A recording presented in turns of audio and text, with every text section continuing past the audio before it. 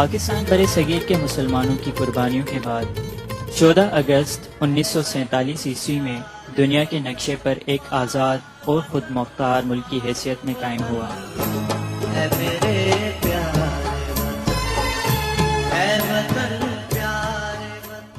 3 جون کے پلان کے تحت بر صغیر کو 2 ممالک پاکستان اور ہندوستان میں تقسیم کیا جانا تھا۔ 14 اور 15 اگست 1947 کی درمیانی شب برطانیہ نے بر صغیر کی آزادی اور تقسیم کا اعلان کیا۔ A statement will be read to you tonight, giving the final decision of His Majesty's government as to the method by which power will be transferred from British to Indian hands. I must also appeal to every community, particularly Muslim India. 1857 کی جنگ آزادی کے بعد انگریزوں نے مسلمانوں کو باغی قرار دے دیا اور فساد کی ذمہ داری مسلمانوں پر ڈال دی۔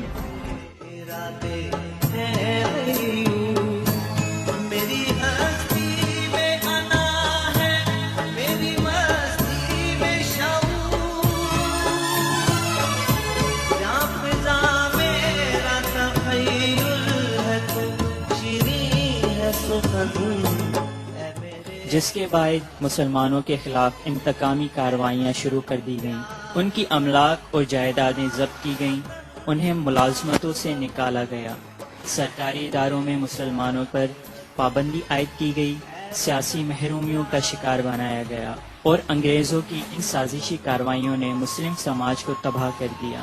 اس حالت میں سر سید احمد خان نے مسلمانوں کی حالت زار بہتر بنانے کے لیے علی گڑھ تحریک شروع کی، جس کا مقصد مسلمانوں کی تعلیمی، معاشی، سماجی حالت بہتر بنانا تھا اور اس کے بہتر نتائج برآمد ہوئے۔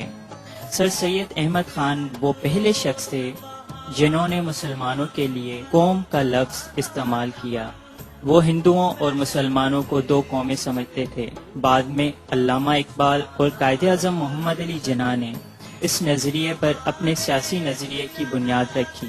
1885 عیسوی میں انڈین نیشنل کانگریس کے قیام کے بعد اس کی پالیسیوں کے بھی مسلمانوں پر برے اثرات مرتب ہونے لگے۔ 1852 انڈین کاؤنسل کے ایکٹ کے تحت 1906 عیسوی تک کاؤنسل میں ایک بھی مسلمان نہیں چنا جا سکا۔ ہندوؤں اور مسلمانوں میں اتحاد کا جذبہ ختم ہو گیا اور مسلمانوں کے حقوق کی حفاظت کے لیے 30 دسمبر 1906 عیسوی میں مسلم لیگ کا قیام عمل میں لایا گیا، جس کے بعد 1909 عیسوی کے منٹو مارلی ریفارمز میں مسلمانوں کی علیحدہ چناؤ کا حق تسلیم کیا گیا۔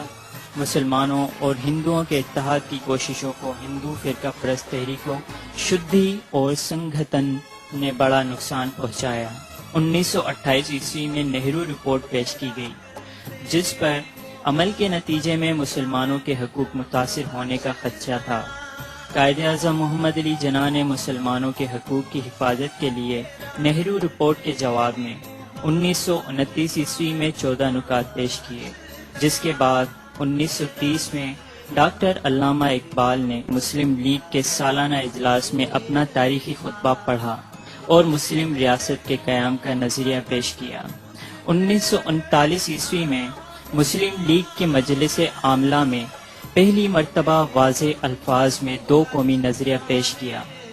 23 مارچ 1940 عیسوی میں آل انڈیا مسلم لیگ کے اجلاس لاہور میں قرارداد پاکستان منظور کی گئی، جو پاکستان کے قیام میں اہم قدم ثابت ہوئی اور جدوجہد کے تسلسل سے 14 اگست 1947 عیسوی میں پاکستان وجود میں آیا۔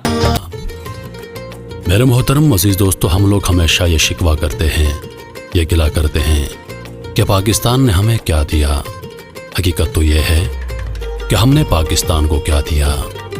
پاکستان نے ہم کو آزادی دی، ہمیں آزادی کے ساتھ سانس لینے کا موقع دیا۔